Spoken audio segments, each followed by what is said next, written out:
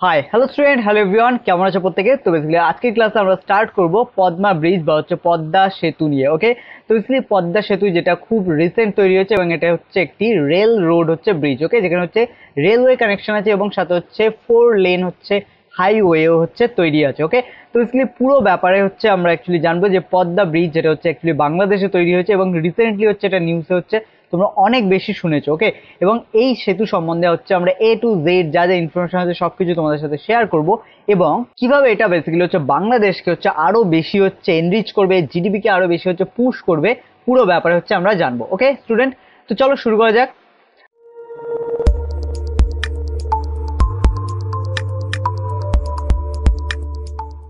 তো স্টুডেন্ট, ফার্স্টে আমরা হচ্ছে একটা বাংলাদেশের ম্যাপ নিয়ে নিয়েছি। তো এখানে আমরা জানবো যে কোথায় থেকে কোথায় মানে কতটা জায়গা হচ্ছে পদ্মা ব্রিজ হচ্ছে তৈরি করা হয়েছে, কতটা জায়গা জুড়ে। তো বেসিক্যালি দেখো এখানে ঢাকা আছে, তো ঢাকার পর থেকে এটা এখান থেকে বেসিক্যালি স্টার্ট হয়ে এদিকে যশোর পর্যন্ত কিন্তু পুরোটা কানেক্ট করেছে। ওকে, তো বেসিক্যালি এতটা জায়গা নিয়ে হচ্ছে আমাদের হচ্ছে পদ্মা সেতু হচ্ছে তৈরি করা হয়েছে। এবং এখানে মনে রাখতে হবে যে পদ্মা সেতু কেন তৈরি করা হয়েছে। এখানে এখানে চাইলে তৈরি করা যেতে পারতো, এখানে তৈরি করা যেতে পারতো, কিন্তু এই জায়গাতেই কেন তৈরি করা হয়েছে এবং এটা এত বেশি গুরুত্বপূর্ণ কেন? দেখো এখানে বিভিন্ন জিনিস কিন্তু এখানে বুঝতে হবে, যারা হচ্ছে বিভিন্ন মানে এক্সামের জন্য তৈরি হচ্ছে তাদের জন্য তো এটা ভীষণ ইম্পর্টেন্ট। তাছাড়া যারা বিভিন্ন ক্লাসের জন্য হচ্ছে বঙ্গ পাঠশালার সাথে যুক্ত হচ্ছে তাদেরও নলেজের জন্য কিন্তু এটা অনেক বেশি হচ্ছে ইম্পর্টেন্ট। তো বেসিক্যালি তোমাকে হচ্ছে এখন থেকেই বুঝতে হবে যে কিভাবে হচ্ছে টোটাল জিওগ্রাফিক্যালি বা হচ্ছে আমাদের যেহেতু প্রতিবেশী দেশ বাংলাদেশ, তো সেক্ষেত্রে তার গ্রোথের ক্ষেত্রে বেসিক্যালি হচ্ছে এই ব্রিজ কতটা ভূমিকা রাখে। তো বেসিক্যালি এক এক করে আমরা হচ্ছে একটু একটু করে এটা দেখবো।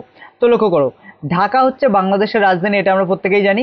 তো বেসিক্যালি দেখো যে কোনো দেশের রাজধানী কিন্তু সব থেকে রিচেস্ট হয় বা সেই রাজধানীর আশেপাশে বা রাজধানীর যে মানে যে ল্যান্ডের সাথে কানেক্টেড আছে সেগুলো কিন্তু খুব ভালো হচ্ছে মানে উন্নত হয়। কিন্তু এখানে লক্ষ্য করবে এর আগে কিন্তু পদ্মার উপর থেকে মানে এপারে যশোরের সাথে ঢাকার সেভাবে কোনো কানেকশন ছিল না। যশোর, খুলনা, তো বেসিক্যালি বাংলাদেশের যে জায়গাগুলো আছে তো এগুলো টোটালি কিন্তু বেসিক্যালি হচ্ছে একটা আন্ডার ডেভেলপমেন্ট জায়গায় হচ্ছে ছিল, যেটা হচ্ছে প্রত্যেকেরই একটা ডিমান্ড ছিল যে ঢাকার সাথে যশোরকে হচ্ছে খুব ভালো করে যাতে কানেক্ট করা যায়। ওকে, তো সেই কারণে এই যে প্রজেক্টটা সেটা অনেক দিন থেকেই চলছিল, যেটা আমরা এক এক করে জানবো। তো এই জিনিসটা কিন্তু হচ্ছে ফাইনালি রেডি হয়ে গেল এবং হচ্ছে প্রধানমন্ত্রী শেখ হাসিনা সে হচ্ছে এটাকে উদ্বোধন করলো। ওকে, তো বেসিক্যালি এটার যে ইম্পর্টেন্স সেটা হচ্ছে আমরা শুধুমাত্র যে বাংলাদেশের পার্সপেক্টিভে নয়, অ্যাজ এ ইন্ডিয়ান হিসেবে আমাদের মানে ইন্ডিয়ার জিডিপির ক্ষেত্রেও কিন্তু এটা অনেক বড় পুশব্যাক করবে। কারণ হচ্ছে কলকাতার সাথে বা যেহেতু দেখো এখানে হচ্ছে বাংলাদেশের সাথে সব থেকে বেশি পার্ট হচ্ছে শেয়ার করছে হচ্ছে কলকাতা মানে ওয়েস্ট বেঙ্গল। তো সেক্ষেত্রে ওয়েস্ট বেঙ্গলের থ্রু টোটাল ইন্ডিয়ার সাথে যে কানেক্টিভিটি সেটা কিন্তু অনেক বেটার হবে এবং এটা সব থেকে ভালো কিন্তু যেহেতু রেল রোড কানেকশন এখান থেকে আমাদের বাংলাদেশের সাথে আছে, সেক্ষেত্রে এখান থেকে কিন্তু খুব ভালো করে এরা ইন্ডিয়ার সাথে বা বাংলাদেশ ইন্ডিয়ার সাথে বা একইভাবে ইন্ডিয়া বাংলাদেশের সাথে অনেক ভালো করে কিন্তু ট্রেড যে পার্টনার সেটা কিন্তু অনেক বেটার বা অনেক মজবুত হবে। আগে বেসিক্যালি কি ছিল, আগে হচ্ছে দেখো এদিকে ঢাকা থেকে বা এপার থেকে যদি কিছু আসতে হতো তাহলে কিন্তু এদিক থেকে ঘুরে আসতে হতো অথবা এখান থেকে প্রবেশ করতো। কিন্তু যেগুলো বেসিক্যালি হচ্ছে এই যে জায়গাটা টোটাল বাংলাদেশে এই যে টেরিটরিটা এই যেটা তোমরা দেখছো এইটা টোটালটা কিন্তু একটা বিচ্ছিন্ন হয়েছিল, এটা সেভাবে ডেভেলপ হয়নি। আর সেই কারণেই কোনো কিছু যদি ঢাকা থেকে আসতে হতো এখানে তাহলে সেখানে কিন্তু পদ্মা যে নদী সেটা ক্রস করতে হতো। আর এটা ছিল সব থেকে বড় একটা প্রবলেম, কারণ এখানে হচ্ছে ফেরির প্রবলেম আছে। তারপরে যেহেতু এটা হচ্ছে সবে মাত্র মানে এখানে বঙ্গোপসাগরে মিশবে, তার আগে এটা ব্রহ্মপুত্রের সাথে মিশেছে, সেই কারণে এইখানে যে স্রোতটা বা এইখানে যে নদীর যে চওড়া এগুলো কিন্তু অনেক বেশি হচ্ছে ট্রাভেল ছিল, যে কারণে হচ্ছে নদী ছাড়া কিন্তু এখানে যাতায়াতের কোনো মাধ্যম সেভাবে ছিল না। এখন এটা হচ্ছে রেল প্লাস রোড দু ধরনের কানেক্টিভিটি তৈরি হওয়ার ফলে যে কোনো কিছু কিন্তু মানে বাংলাদেশে এক প্রান্ত থেকে অপর প্রান্তে খুব ইজিলি হচ্ছে নিয়ে যাওয়া যাবে এবং এটাই কিন্তু হচ্ছে বাংলাদেশের যে জিডিপি সেটাকে অনেক বেশি পুশব্যাক করবে এবং বাংলাদেশের সাথে হচ্ছে আদার্স কান্ট্রি মানে আমাদের এদিকে আফগানিস্তান আছে, তো এদিকের সাথে হচ্ছে বিভিন্ন কানেক্টিভিটি তৈরি করতে ইন্ডিয়াকে হচ্ছে যেমন হেল্প করবে, একইভাবে বাংলাদেশের যে বাইল্যাটারাল যে ট্রেড, যেটা হচ্ছে বাইল্যাটারাল বলতে এখানে হচ্ছে বাংলাদেশের সাথে ইন্ডিয়া আবার ইন্ডিয়ার সাথে বাংলাদেশ, এই যে ট্রেড এটা কিন্তু আরো বেশি হচ্ছে হতে পারবে। বেসিক্যালি আগে যে প্রবলেমটা ছিল সেই প্রবলেমটা থাকবে না। ওকে, তো আই হোপ পুরো ব্যাপারটা তোমরা বুঝতে পেরেছো। আর এখানে আমাদেরকে একটুখানি দেখে নিতে হবে যে পদ্মা নদীর যে গতিপথ সেটাকে একটু আমরা দেখবো। তো বেসিক্যালি গঙ্গার আরেক নামই হচ্ছে পদ্মা, যেটা বাংলাদেশে যখন এটা প্রবেশ করছে তখন এটাকে আমরা পদ্মা বলছি, ইন্ডিয়াতে যতক্ষণ এটা আছে ততক্ষণ এটাকে আমরা গঙ্গা বলছি, এবং তারপরে যখনই এটা হচ্ছে বাংলাদেশে প্রবেশ করছে এটা পদ্মা নামে প্রবেশ করছে এবং এপার থেকে আমাদের চলে আসছে ব্রহ্মপুত্র। ঠিক আছে, এটা ব্রহ্মপুত্র, তো ব্রহ্মপুত্র এখান থেকে এসে যমুনা নামে। ঠিক আছে, তো বেসিক্যালি বাংলাদেশে যখন ব্রহ্মপুত্র প্রবেশ করছে তখন এটা যমুনা নামে এসে কিন্তু পদ্মার সাথে মিলিত হচ্ছে হয়ে কিন্তু এখান থেকে হচ্ছে এতটা হচ্ছে যাচ্ছে। ওকে, যাওয়ার পরে এপার থেকে হচ্ছে ব্রহ্মপুত্র আরো একটা পার্ট আসে, যেটা হচ্ছে এখানে তোমার মেঘনা নামে এসে এখানে মানে পদ্মার সাথে বেসিক্যালি মিলিত হয়, এবং তারপরে কিছুটা যাওয়ার পর সেটা বঙ্গোপসাগরে বিভিন্ন পার্টে ভাগ হয়ে বঙ্গোপসাগরে হচ্ছে মিলিত হয়। ওকে, তো এইটা হচ্ছে আমাদের বেসিক্যালি হচ্ছে গঙ্গা নদীর সাথে, বা যেটা আমরা বলছি পদ্মা যে নদীটা, তো বেসিক্যালি তার কিন্তু এটা হচ্ছে গতিপথ। ওকে, তো আই হোপ পুরো ব্যাপারটা তোমরা বুঝতে পেরেছো। আর এই যে পার্টটা আমি বললাম যে ইন্টিগ্রাল পার্টটা, এটা কিন্তু টোটালি কিন্তু মেইন ল্যান্ডের থেকে, মানে যেহেতু ঢাকা হচ্ছে আমাদের রাজধানী বাংলাদেশের, তো সেই কারণে কিন্তু এর থেকে অনেক বড় একটা হচ্ছে গ্যাপ তৈরি হয়েছিল, এবং এটা শুধুমাত্র এখানে জলপথ থাকার জন্য এখানে কিন্তু যে ব্যবসার যে দিক বা এর অন্যান্য যে ইকোনমিক যে দিক, সেগুলো কিন্তু অনেকটাই ঢাকার যে এই যে টোটাল ল্যান্ডটা আছে এর থেকে অনেকটাই পিছিয়ে গিয়েছিল। ওকে, তো বেসিক্যালি এইটাই ছিল হচ্ছে আমাদের বেসিক্যালি আজকের বাংলাদেশে ওয়েল কানেক্ট, মানে যে কানেক্টিভিটির ক্ষেত্রে পদ্মা সেতু যে অবদান সেটা। ওকে, তো বেসিক্যালি এখানে কি কি ট্রাভেল এসছে, এটা করার ক্ষেত্রে কি কি সমস্যা আসে, সেগুলো প্রত্যেকটা আমরা ওয়ান বাই ওয়ান হচ্ছে জানবো। ওকে, তো দেখো এখানে ফার্স্টেই আমরা দেখে নিচ্ছি prime minister Sheikh Hasina formally integrated আর 6.15 কিলোমিটার।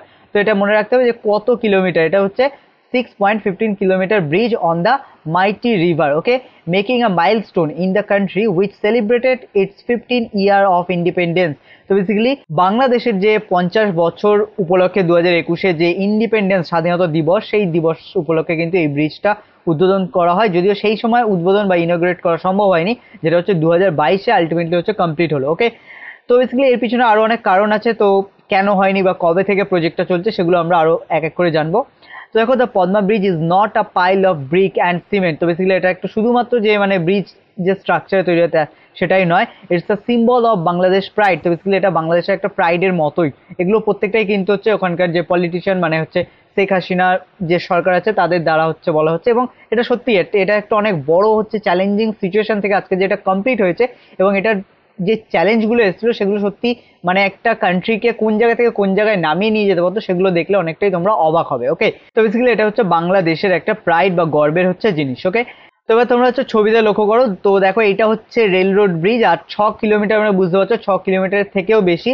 তো এখানে 1 কিলোমিটার মানে তোমরা যারা দেখছো তারা হচ্ছে তাদের বাড়ি থেকে 1 কিলোমিটার যে কোনো একটা ডিস্টেন্স ইমাজিন করো, তো সেক্ষেত্রে বুঝতে পারবে যে সেই 1 কিলোমিটারটা যখন 6 গুণ হয়ে যাবে তখন সেইটা কতটা হচ্ছে মানে কত লম্বা হতে পারে। ওকে, তো তখন বেসিক্যালি সেটা তোমরা ইমাজিন করতে পারবে। ওকে, তো বেসিক্যালি এখানে যে যে জিনিসগুলো হয়েছে, এটা তো ট্রেডের ক্ষেত্রে মানে ব্যবসা বাণিজ্যের ক্ষেত্রে বা যাতায়াতের ক্ষেত্রে অনেক বেশি একটা সুবিধা করে দিয়েছে। এছাড়াও যে জিনিসগুলো হয়েছে সেগুলো আমরা একটু একটু করে লক্ষ্য করবো। তো বেসিক্যালি দেখো, এখানে হচ্ছে সরকারের বা বাংলাদেশের জনতার কাছে এটা তো একটা আবেগ অবশ্যই, এবং এটা একইভাবে যে ওখানকার সরকার যেটা মনে করছে যে এটা 16ই ডিসেম্বর, ঠিক আছে, যেটা হচ্ছে ভিক্টরি ডে হিসেবে বাংলাদেশ পালন করে, বা 26 মার্চ ইন্ডিপেন্ডেন্স ডে হিসেবে বা স্বাধীনতা দিবস হিসেবে পালন করে, সেগুলোর মতোই কিন্তু এটাকেও বাংলাদেশের একটা প্রাইড বা যেহেতু গর্বের জিনিস, তো এটাকেও সেরকমই একটা পদ্মা প্রাইড বা হচ্ছে এই ধরনের কিছু একটা হিসেবে আপাতত পালন করা হবে। ওকে, তো এখানে বেসিক্যালি তোমাদেরকে একটা জিনিস বলে দিই আমি, 16ই ডিসেম্বরকে ভিক্টরি ডে এবং 26 মার্চকে ইন্ডিপেন্ডেন্স ডে হিসেবে কেন পালন করা হয়। তো বেসিক্যালি দেখো 26 মার্চ অফ 1971, ওকে, তো বেসিক্যালি 1971-এ বাংলাদেশে যখন হচ্ছে ওয়ার হয়, তো বেসিক্যালি বাংলাদেশ এই সময় হচ্ছে নিজেদেরকে স্বাধীন রাষ্ট্র হিসেবে ঘোষণা করে, যদিও এটা তখন হচ্ছে পাকিস্তানের আন্ডার ছিল, কিন্তু পাকিস্তান তখন মানতে চায়নি, তারপরে যুদ্ধ হয় এবং হচ্ছে আলটিমেটলি গিয়ে 16ই ডিসেম্বর, ঠিক আছে, 16ই ডিসেম্বর 1971 সালে 16ই ডিসেম্বর গিয়ে তারা হচ্ছে জয়লাভ করে, এবং তখন সেই দিনটাকে তারা হচ্ছে ভিক্টরি ডে হিসেবে বা হচ্ছে জয়লাভ করার দিন হিসেবে পালন করে। ওকে, তো বেসিক্যালি দেখো এখানে যেটা আমি আগেই বলছিলাম যে এর যে ইনফ্রাস্ট্রাকচার যেটা হচ্ছে মানে যার ফলে নেশনের মানে বাংলাদেশের তোমরা টোটাল দেখতে পারলে যে এরপরে টোটালি কান্ট্রি বা টোটালি হচ্ছে বাংলাদেশের রাজধানী ঢাকার সাথে এটা হচ্ছে আরো একটি অংশকে এবং আরো একটি বড় যে ভূখণ্ড সেটাকে হচ্ছে কানেক্ট করতে পারছে, যার ফলে কিন্তু এটা অনেক বড় ট্রেড যে পার্টনার সেটার কাজ করবে, এবং একই সাথে যাতায়াতের মানুষদের আগে যে প্রবলেম ছিল, আগে আমি অনেকের মুখে এটা শুনেছি যে আগে এটার মানে ক্যারি করতে বা কোনো কিছু এক জায়গা থেকে আরেক জায়গায় নিয়ে যেতে, বা কারোর বাড়ি যদি এপারে হয়, যেটা হচ্ছে আমরা দেখলাম